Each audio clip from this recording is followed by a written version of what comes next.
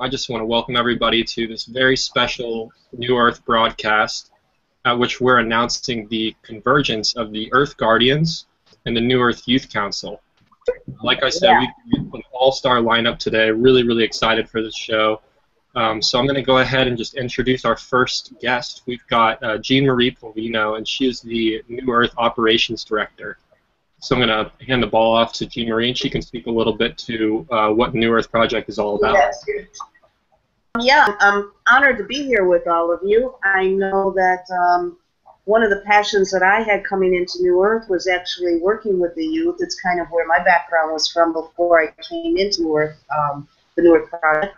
And one of the things that we actually promote and share and bond with is sovereignty and self-empowerment, and that is one thing that was always a passion of mine with the youth that I worked with, and that involves anyone ages 8 through 29 years old, and living from the heart and feeling free and feeling self-empowered and using your own wisdom versus what's out in front of you and questioning everything and just knowing inside where your wisdom is and how to use it. It's one of the foundation pillars for New Earth Nation, and just thrilled to have a youth council involved and active within the group. So New Earth Nation is actually fairly new, but one of the things that I would like to promote through it is the idea that each person on this planet is a sovereign being, and to stand in your own power. And I find that true with a lot of the people that are coming and being born into the planet now. And I'm honored and just thrilled to see the people that have come into this youth council and kind of standing in the background and watching them in awe with their wisdom and their living from the heart. And I am so looking forward to hearing what they have to say. But yeah, we definitely want to put up some links to the Youth Council through New Earth Nation, and also offer out all the different portals that we have available there with communities, and being able to get in touch with each other by location or by area of interest, and joining communities that are forming everywhere on the planet. And I don't want to tie up too much in that end, but definitely want to share some links through the broadcast that people can check out after, but I don't want to take away the thunder from what we're trying to do right now. So I'd like to welcome in many of the people that are on the call here who are ideal for promoting and sharing and forming this great group of young people that are going to take over tomorrow. And I kind of bow down to you, and I'm waiting to hear what you have to say. Awesome. Well, thanks for that brief little introduction there, Jean Marie. Next, we're going to introduce Susan Terry, and she is the faculty director of the 0 Point Learning platform. So, yeah, I'm going to hand the ball off to Susan. I am so honored to be here with such wonderful people. I came into New Earth last September, and I should probably share a little bit of my background to give an understanding of how I got here. From the time I was in grade 1, I always knew that there was something wrong with the world and the system that we were being brought into in education in particular. And I always had an imagining of what education should be. And it certainly wasn't the world that I was being presented to me was not the world that I knew was supposed to be here in its totality. There was, awfully wonderful things, but there were some things that were a little shaded and off.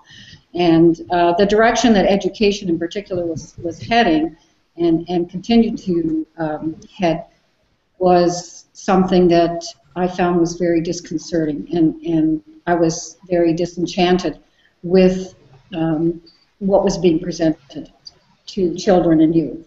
I always knew that I would imagine how the world could be changed, and I always knew that there could be change, and that it would be up to the youth to make a difference and change the world. And it wasn't till 2006 that I, after having raised my children through a an education system that was even more broken than the one I had entered into. I realized that something had to be done and had to be changed, and I felt that it was my calling. I felt that that was the direction that I needed to turn to create an education platform for the world that would empower the youth to fix all the damaging effects that have taken place through environment and pollution and food and all of those things, and the disconnect from nature in particular, because I know we are all connected in that, and we are all interconnected with all life forms in our world and in our life. So I started on my venture of creating that education platform, and in 2010 I founded Peace School, which is a Paradigm Education Academy of Creative Enlightenment. And I had been doing a lot of research and connecting with people all over the globe, and I always felt that this was something that was meant to be global, and I always knew that there was potential for a utopian world. People used to think I was crazy and call me a dreamer, and I never felt that way. So I knew that there were people out there who had the same vision and feeling. So I had established a school in 2013, a Peace School, and it just felt the way it was more of a pilot, and I realized that the way it was going was not the right direction, that it needed to be more presented on a world platform. So I did not reopen the school last September, and at the same time I encountered these people who shared the vision that I have and were very supportive of the Peace School. And I had come across a magazine called New Earth Oracle, and I had also signed up with New Earth Nation when it first launched. And so when I read the Oracle, I was so moved by what I read in there, and I thought, I saw these photos in there of the renderings of the New Earth bioarchitecture, and I thought, oh my God, that's the vision I had of what the schools would look like. And it was exactly that. It was like seeing my dream right there. And so I was telling these friends that I had met about this New Earth Oracle and how this is the place where I needed to put this school.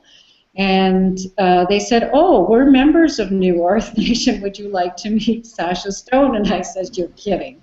I said, I have to. So they connected me, and here I am. And I felt like I've come home.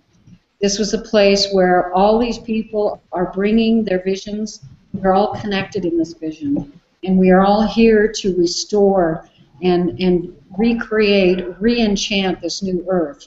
And the people of my generation are here to lay the foundation. But it's going to be the youth of today who are the ones who are going to carry out this mission and make it viable and possible for generations to come.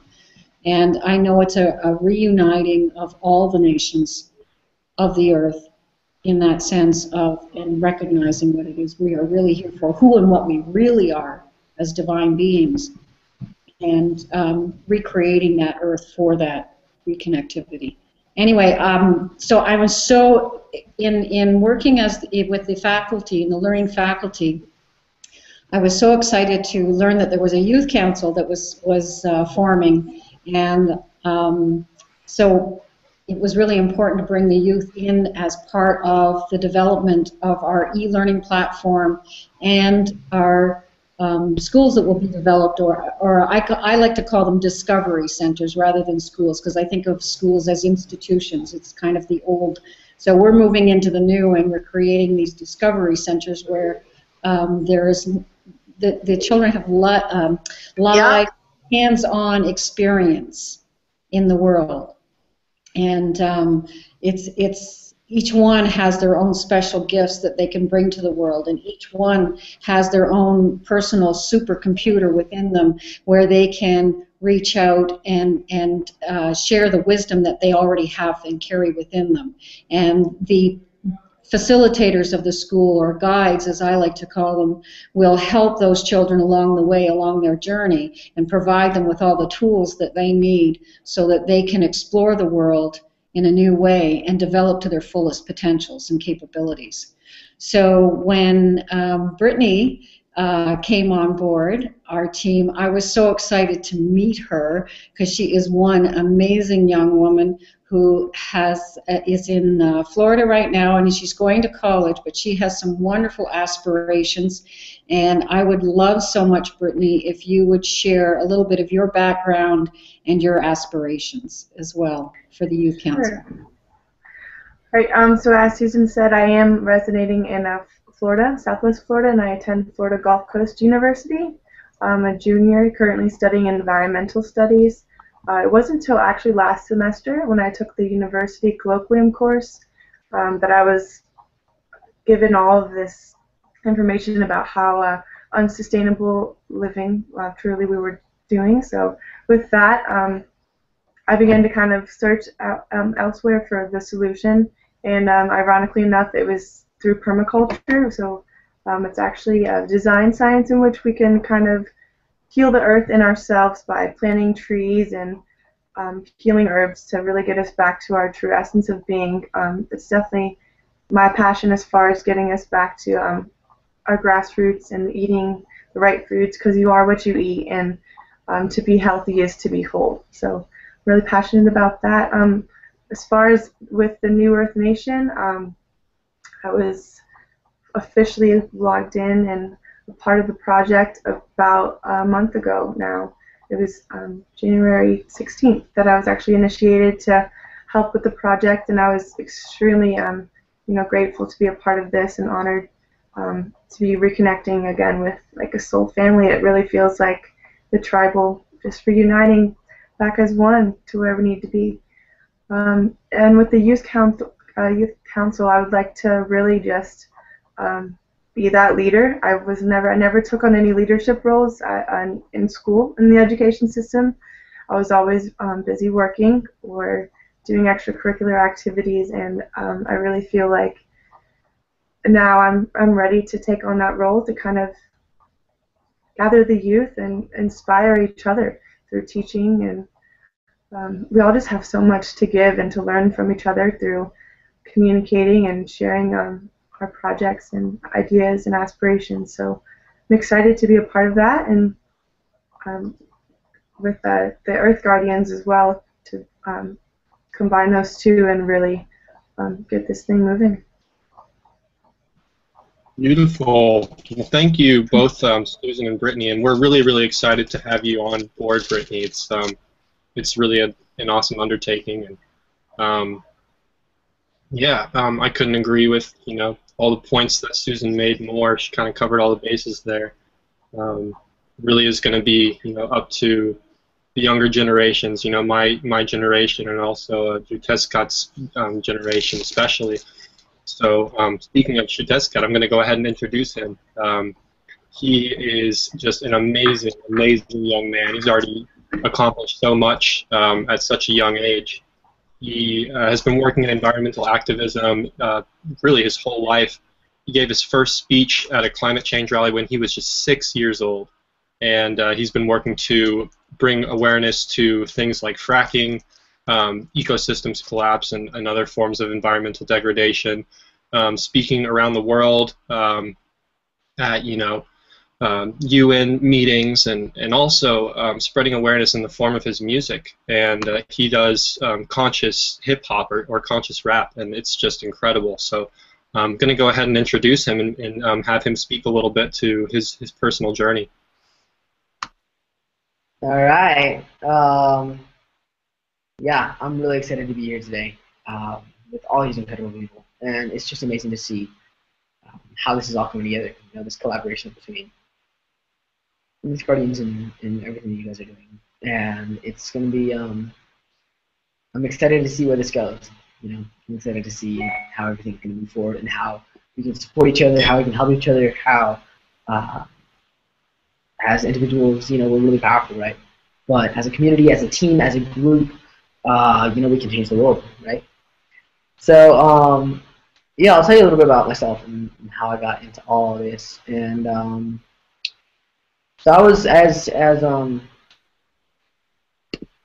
Dane said, I was about 6 years old when I did my first public speaking engagement, and ever since then I've been doing everything that I can in our community as an individual, my family, my school, to protect the earth, the air, the water, and the atmosphere, so that my generation and those to follow will inherit a healthy, just, sustainable planet. And it's it's definitely been a struggle because it's I don't know, I think it's taken a lot of my time. Every spare moment that I have goes into doing what I can to protect this planet for my generation and for all the generations to come that will inherit this planet. And so it's, I think, a huge milestone in everything that I was doing. Was kind of when I, a result of how I got into being involved with this. People ask, you got involved at 6. What made you want to be a part of this? And so it was pretty incredible because a huge contribution to who I am today and what I do, and the reason that I spend so much time doing all that I can to protect the earth is because of my connection to the planet, my connection to the natural world around us, my connection to the forests and the mountains of Colorado and the rivers and the lakes. And I think it's really easy to be able to protect something that we love, honestly. It's not a drag. It's not like having to do homework and staying up late and doing it because I have to or anything. It's really incredible to be able to do something that we love. I think it would be the same if we were connecting to any of our passions. If we're passionate about something. The earth is my passion. And there's a few different ways in which I express that through public speaking to groups all over the country and into different parts of the world. And as Dane said, I do a little hip hop, environmental, lyrical hip hop that really focuses on positivity, about solutions. A lot of rap we hear today is garbage, to be honest. And a lot of young people, that's what we listen to as youth today. Kanye West and Nicki Minaj, and they're not selling a great thing. Everything's about consumerism, about buying more, having more, living bigger, living better, and so what we're trying to do is we're trying to take that hip hop. Everybody loves hip hop. Everybody's listening to hip hop. Make it positive. Make it so that it's something you want to listen to. Make it so something you're learning from, that you're growing by listening to what's on the radio. So that's kind of our goal with music, and so just definitely what got me to this point is definitely my connection to my culture as well. My father raised me in the Aztec tradition, and I learned that all life is sacred. I learned that all life is connected, and that as individuals we have a responsibility to protect the earth. That we are the caretakers of the planet, and I don't know, just a lot of the things that my father taught me growing up. I was in a ceremony since I could walk. As long as I can remember, I've been in and out of a lot of different ceremonies. As soon as I could walk, I was learning our dances and the learning how to speak our language. Nahuatl. My name, Xitescat Tonatiuh, comes from my language and from the Mexica people. And so I was very deeply immersed in culture since I was very young. And just with that came so many teachings that we're all connected, each and every one of us. We all drink the same water and breathe the same air, walk upon the same earth, eat the same food that comes from the Mother Earth. And we all, no matter who we are, where we are from, whether we believe in our world's greatest problems or whether we believe we can do anything about it, we are all impacted by the health of the planet. And so a lot of those teachings went into my keep bumping the computer, sorry. But have been put into my engagement in my education around climate change. And that is definitely one of the hugest issues that I'm working on right now. As far as environment and the devastation and the destruction to our planet, I believe that climate change is one of the greatest issues we will ever face as a society, as individuals. Right now we already see, we're hitting tipping points every day. Every time we see a huge natural disaster that's impacting community somewhere in the world, it's one step closer to having that natural disaster happen in our backyard. And more we're going to see that this isn't just a global issue. It's an individual issue. It's a community issue. It's going to impact us all over the world. And yeah, I believe it needs to be addressed. And that's why I do what I do. I'm working with an organization called Earth Guardians that was founded in 1992 in Maui, Hawaii, by my mother. And when I was 9, I started up what would be considered the third generation of Earth Guardians. And so there's been 2 other generations before me, led by my siblings, my older siblings. And now, so I kind of founded the 3rd generation of Earth Guardians and got that off the ground here in Boulder. So we did a bunch of community action, got involved in a lot of the big issues that were directly affecting us here. And all of those included climate change, how that was impacting us here locally, water health, water pollution, how that's going to impact this generation, pesticides, the migration of coal ash into our freshwater drinking systems, drinking water systems, and GMOs, how that was going to impact our agriculture nationally as a nation, how it was going to impact small farmers that are working to grow organic crops. Plastic bags, the impact plastic has on our oceans, the impact plastic has on wildlife habitats, on ecosystems. So there's definitely been a lot that we've done here locally that has connected us to a lot of world problems, a lot of huge problems in the world. And I think it just as we got older, as we got more professional, as we began to get involved with bigger ideas in more, I guess, high-profile events and high-profile meetings, and we started to grow. We started getting invited to speak all over the country, in different parts of the world. I gave school presentations in middle schools, sometimes elementary schools, high schools, colleges, all over Colorado, all over the country.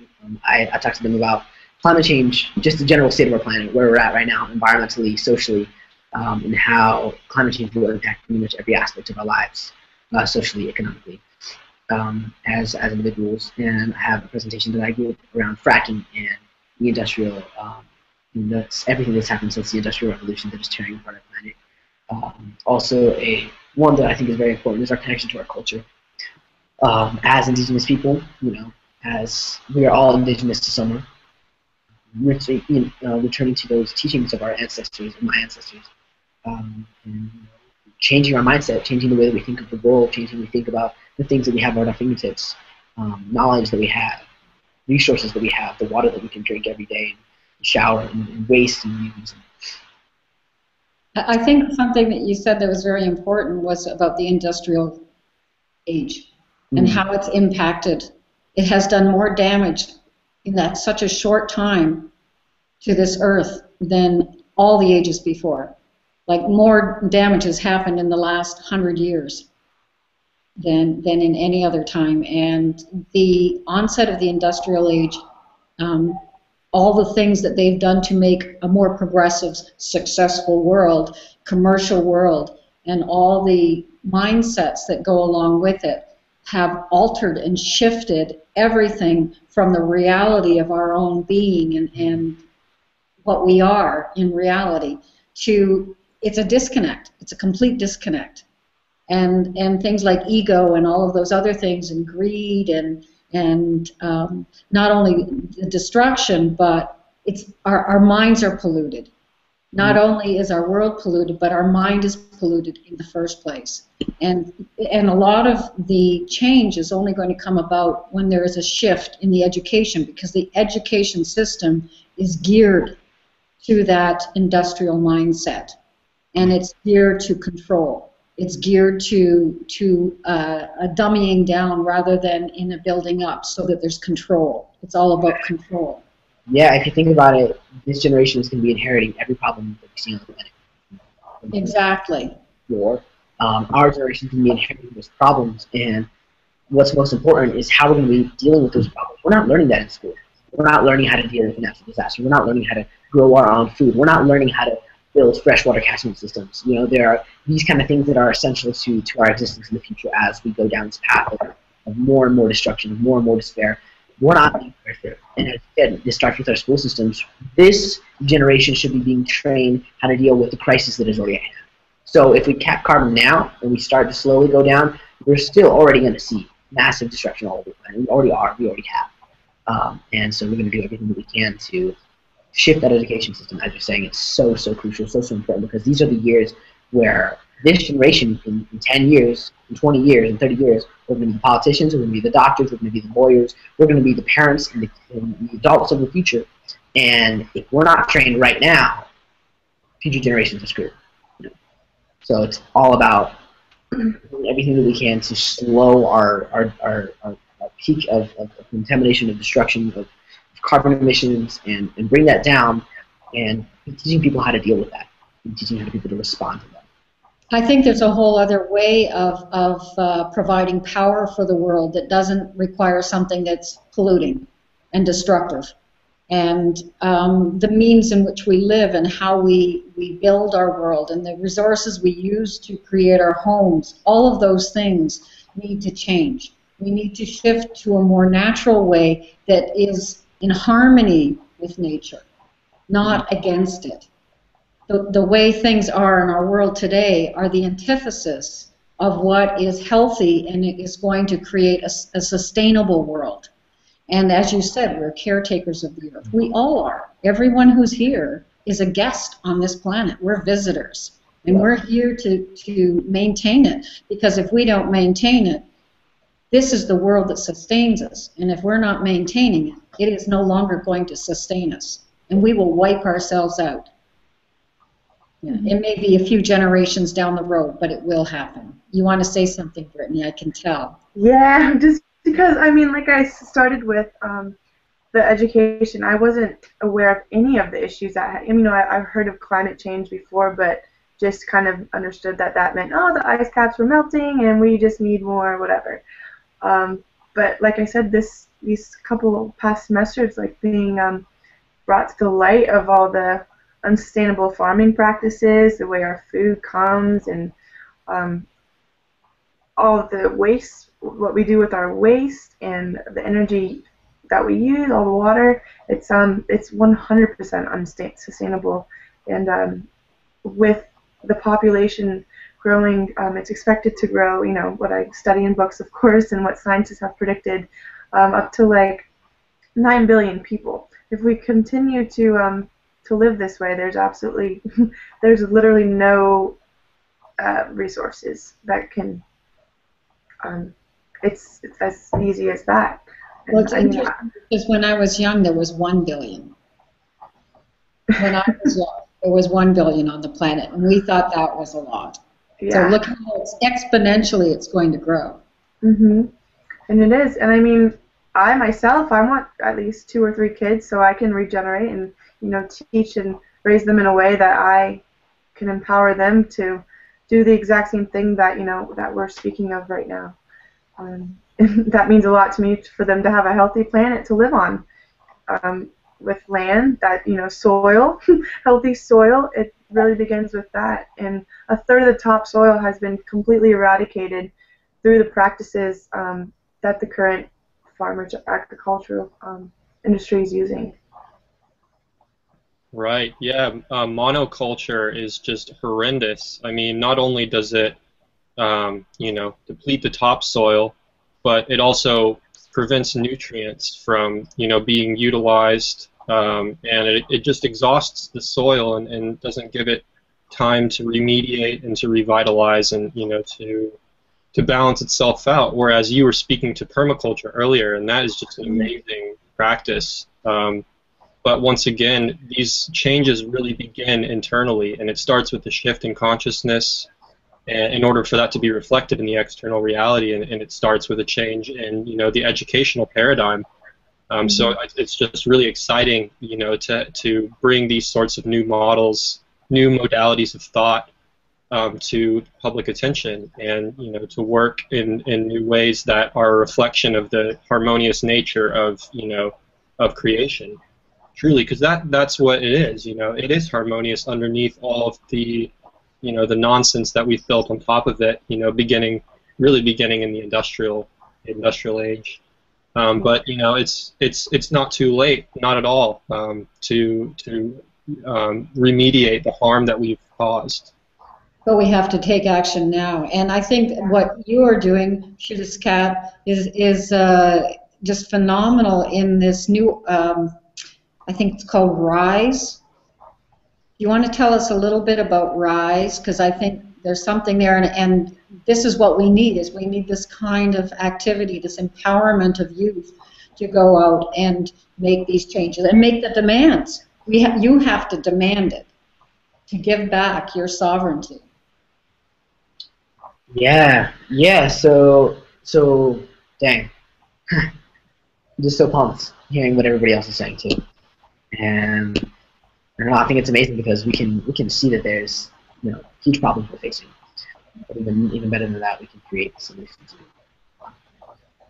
And okay, so I'm just going to tell you guys a little bit about RISE. And RISE was a project of Earth Guardians that was dreamt up a little bit less than a year ago.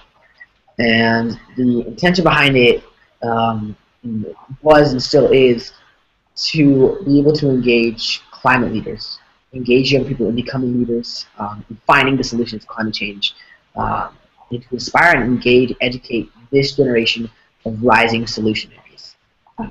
RISE is spelled R-Y-S-E. That's an acronym for Rising Youth for a Sustainable Earth. And it's definitely still in the works. So one of the things that we decided is that we want this to be entirely led by youth. We want these programs that we're going to be offering, we want this movement to be entirely led by young people. And so what we did is we put together an application process where young people from first just around the country could apply to be on this youth council. That's to have past experience in movement building or in some kind of community action. It was a whole process, but pretty much it allowed it so that we have 18, now we have about 18 incredible, inspiring, amazing young people from all over the country that are ready to begin to plan these actions that we got going this next year. And so we're going to start up by creating a training that we're going to bring together all these youth council members at this training in New York. We're going to be working with a organization called Wildfire, and they do trainings for leadership trainings all over the country and different parts of the world. So they're amazing. So we're going to be doing a training with them to train these youth that we have selected to train them to be leaders to the fullest extent that they can. Give them all the tools that they need to be able to go back home and create the solutions, to create the movement that they want to create, that they want to see in this world. So that's really exciting. That's definitely the next big thing. And from there, we're going to be building, what do we want this next year to look like? So we're going to have big projects that are going to be coming out that young people, adults, youth of all ages can engage in all around the world. That is going to be coming out. And we're going to be planning this for sometime around April. And then we're definitely going to work to build up to the COP21 summit, United Nations Summit in Paris. Build up some concrete action that we're going to be presenting there. Hopefully fly out some young people there to represent RISE. And so RISE is really just working on training these first 18 young leaders so that they can go and train the next 18, and the next 18, and the next 18. That is going to grow exponentially, because what we need more of right now in this day and age is leaders. We got enough followers. What we need more of is some leaders. So that's very exciting. That is something that is definitely still in the works, and we're still building and we're still shaping what it looks like. We also have an incredible council of wisdom council, and it's adults that have been in this movement for forever. Musicians, scientists, inspirational speakers that have been part of this movement for a very long time. We've got people like Kirk Nugent, Dan Jones, Winona Duke, so many amazing people. And so we're just very blessed to be able to be connected with them. And they're really just there to help offer guidance, to help offer support, wisdom to this youth council to support our growth as individuals, as young people, as leaders in this world. Because, a lot of people say, we are the future. It's true, I guess. But we're also here now. And we're not going to wait until we're 21. We're not going to wait until we graduate college or until we can legally vote to make a difference. Because youth from 6 to 16 to 64 to 106, we can all make a difference and an incredible impact in our lives, in our community, in the world, right here, right now. No reason we should be waiting. So RISE is working on engaging, inspiring, and putting these young people into action, giving them the tools, everything that they need to be able to go into the community, change the world, and find the greatest solutions to the greatest problems of our time. Yes, and I think the key to that is that's beautiful, and I think that the key is to become aware. I think it's about awareness of what the little things that we can do to make a difference every day. Different ways of conserving, or different ways of living. I mean, we live in such a throwaway world where everybody buys all these commodities. But have you ever thought about where do those commodities go? Where do they end up? I mean, here we are in a computer, and it's wonderful. It's got this great technology so that we can communicate like this all over the world, and it has great purpose. But then there's all the garbage and the pollution that's on this system, too, that has gotten distorted and taken out of context. And then you have these computers that all of a sudden they're designed so that they are throwaway. Why aren't we creating things that can last? Because we know they can be created. It's like the first cars that were built. They were built precision. Everything was precision so that they would last forever. That's why you could still have old Model T Fords kicking around. You know, people have them as antique cars, but they actually work because they're precision made. But the stuff that's made today is made as stuff. It's something so that somebody can make more money, so it's going to break down in 5 years and deteriorate, and then it's going to go out and pollute the world somewhere, and you have to buy a new one. It's all about people wanting money, money, money. And I think people are worshiping the wrong God, which is the mistake. If you do that, you're dissociating your own energy, your own essence, your own self, your own being from that. You're going for something that is can be blown away, can be burned, can be gone in an instant, and you're giving all your energy to that rather than to the creation that you are and the magical abilities and potentials that we each have that we're not even aware of. People use less than, 10% of the brain power on this planet. Most people, the majority, use less than 10%. So what about that other 90%? I mean, it's not about the brain power so much to speak, but what is it that is helping this brain to function? What is that energy, and what is it we can do with that? And how can we create a better and more beautiful world with connecting with that power that is also connected with nature and connected with the universe? We're connected to one another. Dang. I'll let somebody else answer that first. I think I'm going to have to think about that for a second.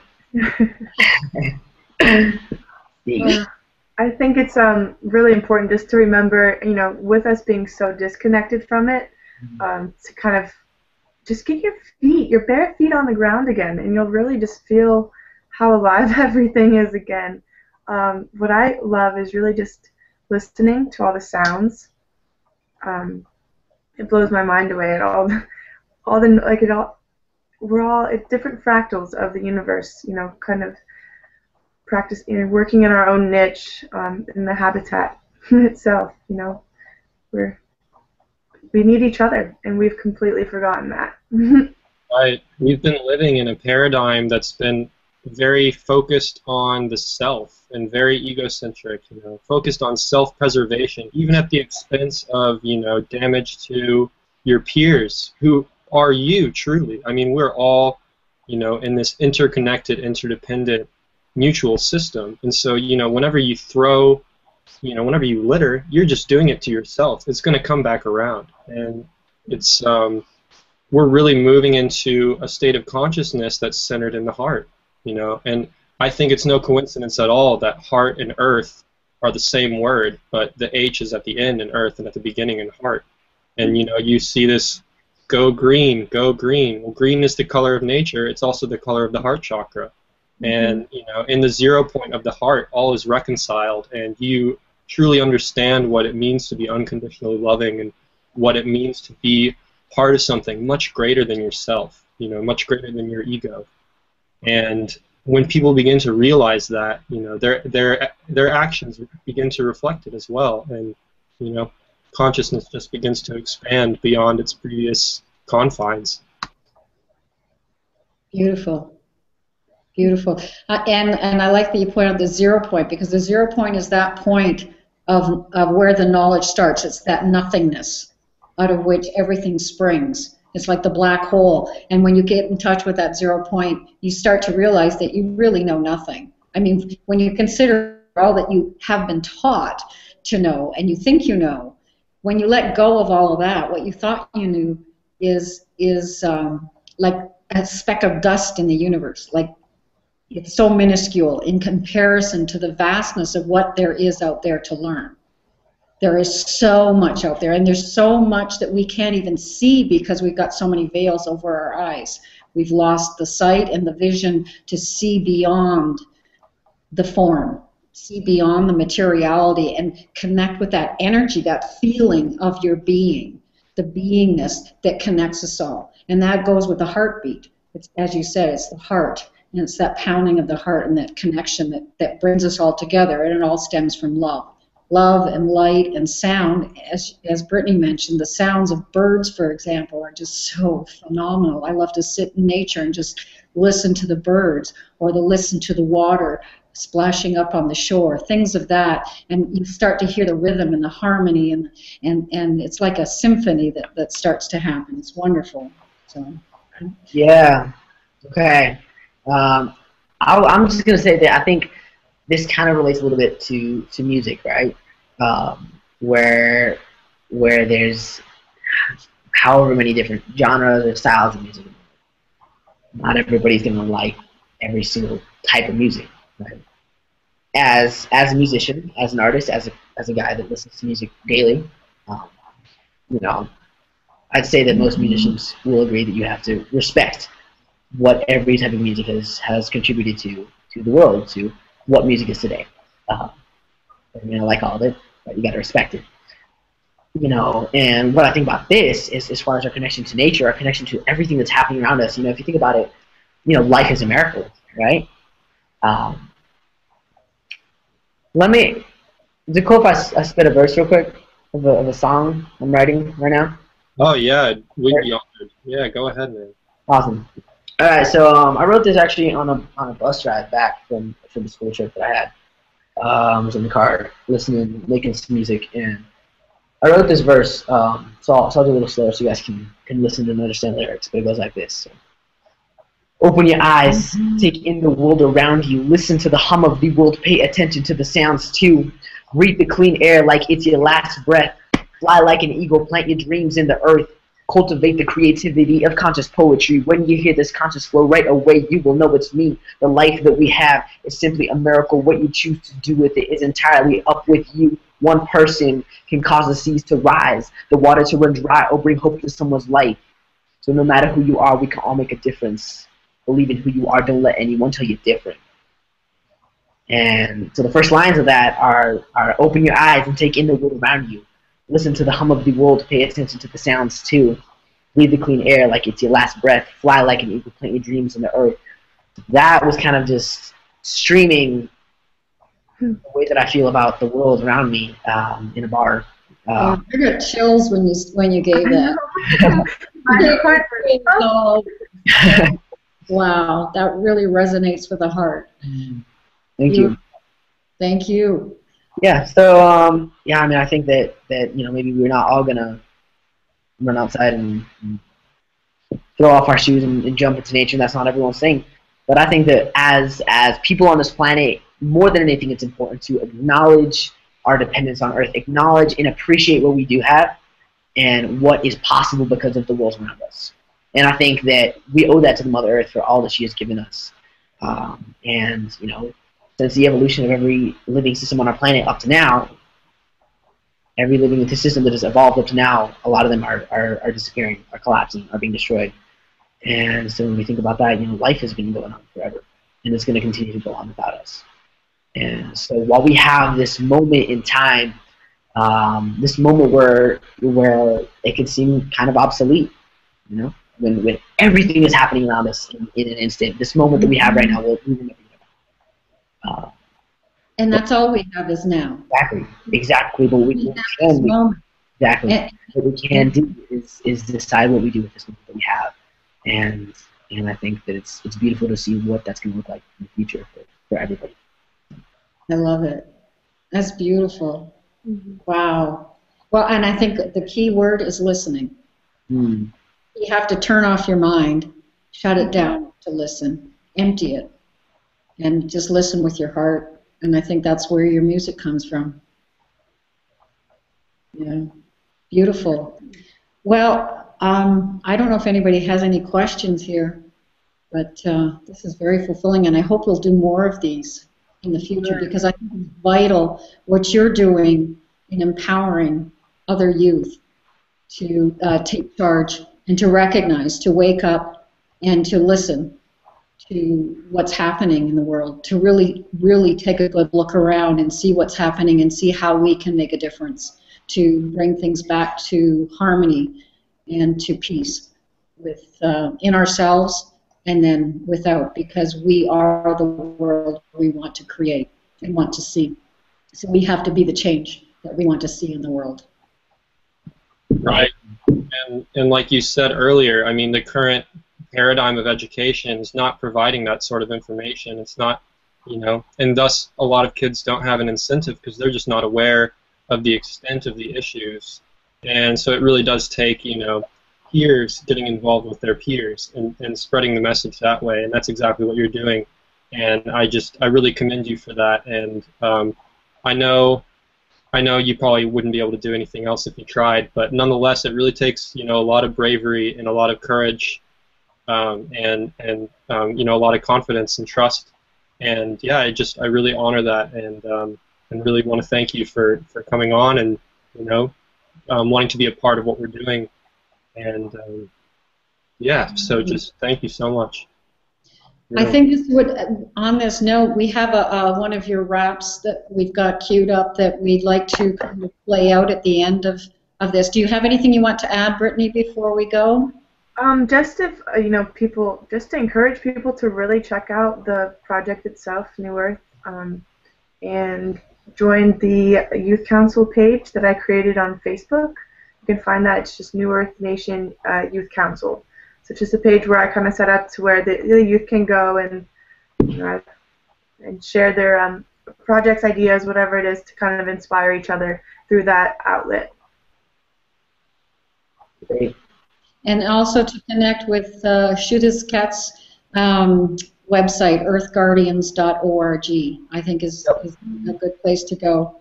And check out also the 0 Point Learning faculty on the New Earth Nation site. There's quite a bit of information up there, and I will be posting this YouTube on that page as well.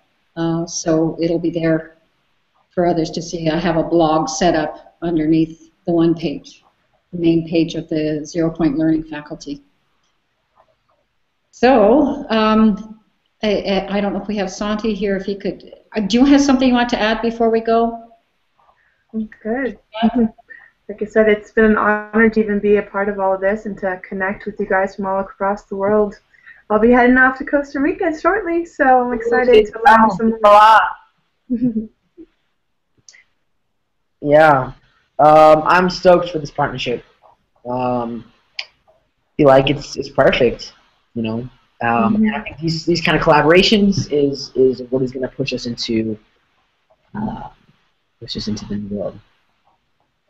I think with all this collapse and destruction that we're seeing, is also bringing a rebirth, because I think it's going to take, you know, these natural disasters that we're seeing, these crises that we are seeing, are waking people up all over the planet, and even more than that, the hope that is being given by this generation, the movements that we are building, the young people across the planet that we are inspiring as individuals right here, right now on this call.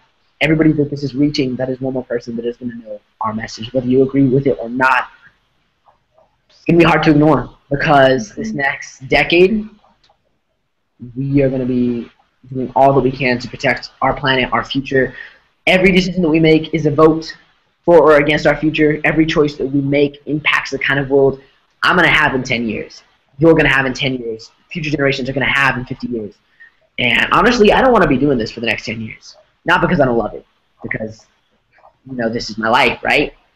I was kind of scared to see what's going to happen once we solve big issues. And there'll always be more things to do. And I'll focus on my music, but I think that I'm hoping and I'm praying and I know that as a society, if we can create the greatest challenge that humanity has ever seen, there's absolutely no doubt in my mind that we can solve it, that we can turn it around, that we can come out 10 times wiser than we did going in, with more connection to the planet, with more connection to one another as human beings, as individuals, with more awareness of the sounds and the light and the love and the beauty around us in every moment. our lives and every moment of our existence. And so I will not be doing this in 10 years. That is my goal, to not be doing this in 10 years, because I believe that You'll be living it. yeah, we'll be living the dream that we're creating right now. So That's right. that happen. On that note, I think this is a great place to wrap it up with a rap. Wrap up. Wrap it up.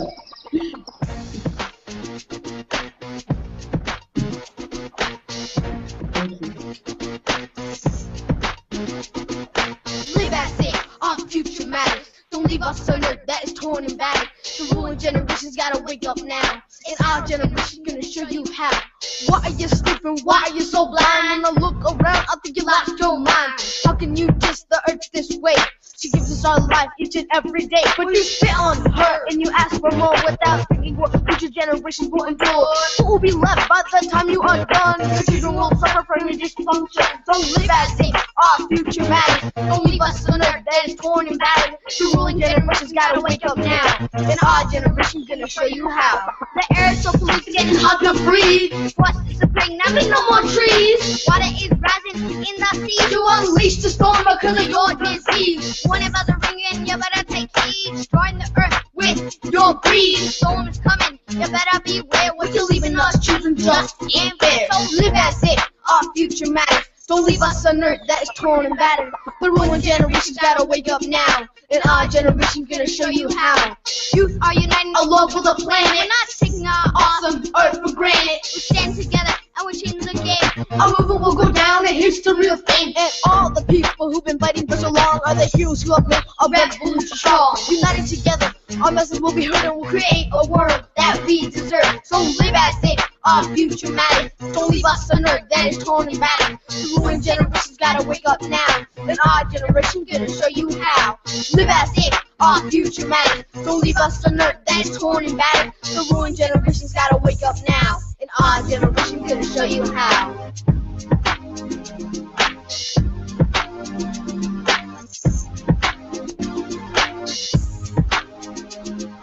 Live as it, our future matters. Live as it, our future matters. Live as it, our future matters. Time to tell a story of all that's good. Show the world we all share the same hood. We have to protect our united force and get reconnected to our light source. We're igniting a generation of inspired youth to stand up together and tell us the truth. The people are rising like a wave in the sea to change the direction of our destiny. So live as if our future matters. Don't leave us on earth that is torn and battered. The ruling generation's gotta wake up now, and our generation's gonna show you how.